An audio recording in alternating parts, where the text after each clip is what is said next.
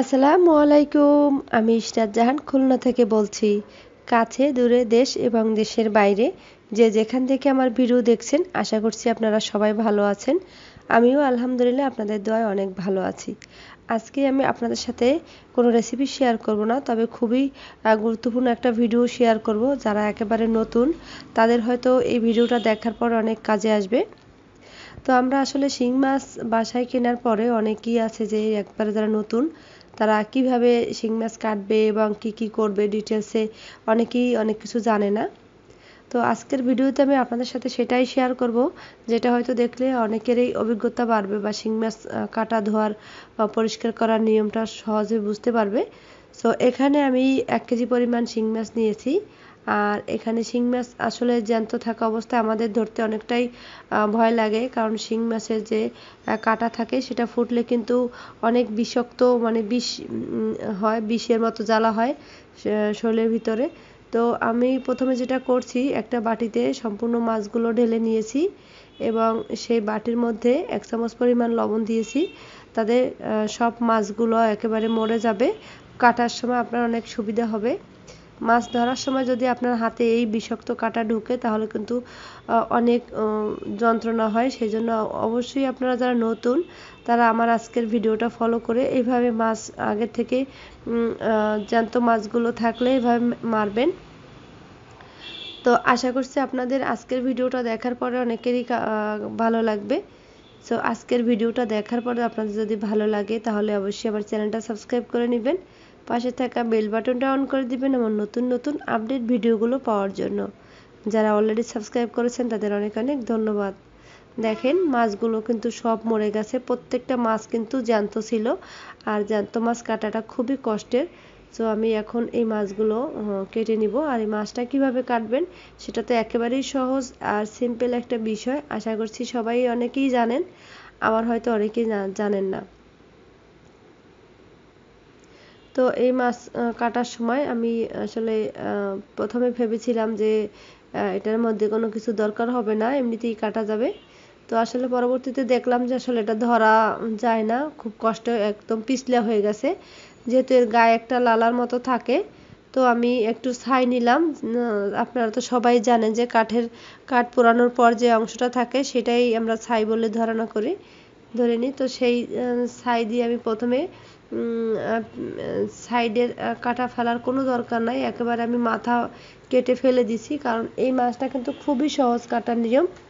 আর এই ছোট্ট মাথাটা কেটে দিলে আপনার একেবারে অনেক সুবিধেই হয়।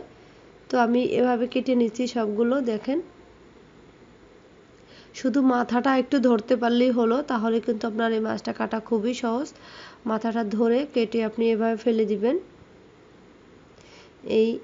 এইভাবে কাটার পরে ভিতরে যে নাড়ি থাকে ওটা বের করে ফেলে দেওয়ার পরে আমার মাছগুলো, কিছু কিছু মাছের মধ্যে ডিম হয়েছিল, সেই ডিমগুলো আমি আলাদা করে বের করে নিয়েছি। তো এভাবে করে আমি সবগুলো মাছ কেটে নিয়েছি। এখন হয়েছে ধোয়ার পালা। আর ধোয়ার সময় আপনাদেরকে যে ভিডিওটা আমি আপনাদেরকে বোঝাতে চাইছি যে আসলে শিং মাছ আনার পরে ধোয়ার সময় কি পরিমাণ আমাদের পরিশ্রম করতে হয় এই কালো অংশটা উঠানোর জন্য, আজকে আমি আপনাদের সাথে সেটাই শেয়ার করব যে খুব সহজে আপনারা এই কালো অংশটা কিভাবে পরিষ্কার করবেন। এর আগেও একটা ভিডিও আছে অলরেডি আমার চ্যানেলে, সেটাও আপনারা দেখে নিতে পারেন। আমি ভিডিও ডিসক্রিপশনে লিঙ্ক দিয়ে দেবো, আপনারা চাইলে সেটাও দেখে নিতে পারেন। তো আমি মাছের যে গায়ে যে ছাই লেগেছিল সেগুলো প্রথম পর্যায়ে ধুয়ে নিয়েছি, পরিষ্কার করছি মোটামুটি। তো এখন মাছের ভিতরে যে ডিম আছে সেই ডিমগুলো বের করে নিচ্ছি। আর এই ডিম দিয়ে আমি আপনাদের সাথে খুব সুন্দর একটা রেসিপি শেয়ার করব ইনশাল্লাহ। এই ভিডিওর পরে আপনারা সেটা দেখতে পাবেন।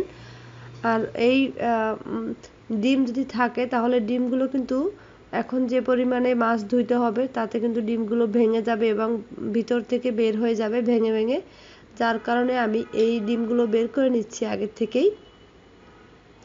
আর আমি এই ছোট মাছগুলোর ডিম বের করে সুন্দর একটা রেসিপি তৈরি করে বাসায় খুব পছন্দ করে সবাই।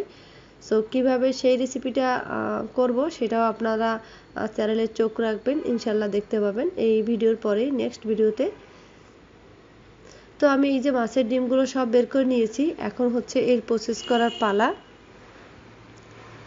তো শিং মাছ আসলে যে কালো যে অংশটা থাকে এটা আসলে ধোয়া খুবই কষ্টের। অনেকেই আছে কালো থাকলে পছন্দ করেন না শিং মাছ খেতে।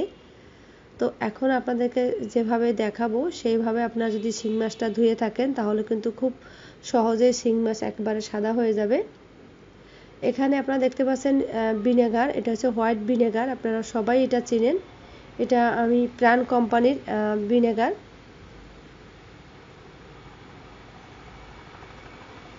আর আজকের মাছ ধোয়ার জন্য আমি পরিষ্কার করার জন্য, সাদা করার জন্য যেটাই বলেন না কেন, আমি আজকের ভিনেগার ইউজ করব। এখানে আপনি দেখেন আমি 2 টেবিল চামচের মতো ভিনেগার দিয়ে দিয়েছি।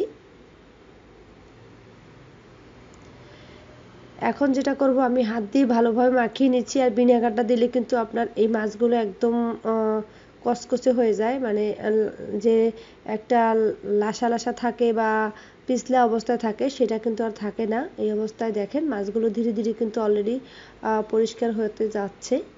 সাথে আমি কিছু লবণ দিছি, আপনারা তো জানেনই লবণ তো মাছ ধোয়ার সময় দিতেই হয়। আর এই লবণটা দিলে খুব সুন্দরভাবে তা দ্রুত পরিষ্কার হয়ে যায়। এখন আমি হাত দিয়ে একটু এভাবে চটকে নিচ্ছি আর ধীরে ধীরে কালো অংশটা উঠে যাচ্ছে। এই শিং মাছ ধোয়া খুবই সহজ এবং খুবই অল্প সময়ের মধ্যে এটা ধোয়া যায় এভাবে করলে।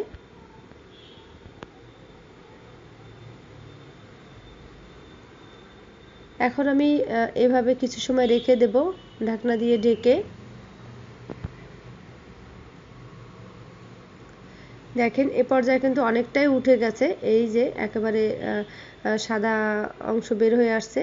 এরপরে যদি আপনি আরও পরিষ্কার করতে চান সেক্ষেত্রে আপনাকে আবারও ভিনেগার দিয়ে এইভাবে ধুয়ে একবার আবারও ভিনেগার দিয়ে আপনি এটাকে আরও কিছু সময় রাখবেন, দেখবেন আরও পরিষ্কার হয়ে যাবে। আসলে ক্যামেরায় মানে পুরোটা আসতেছে না, কখনো লাইট কম বেশি হয়ে যাচ্ছে। যাই হোক, আপনারা একটু ভুলগুলো ক্ষমার দৃষ্টিতে দেখবেন।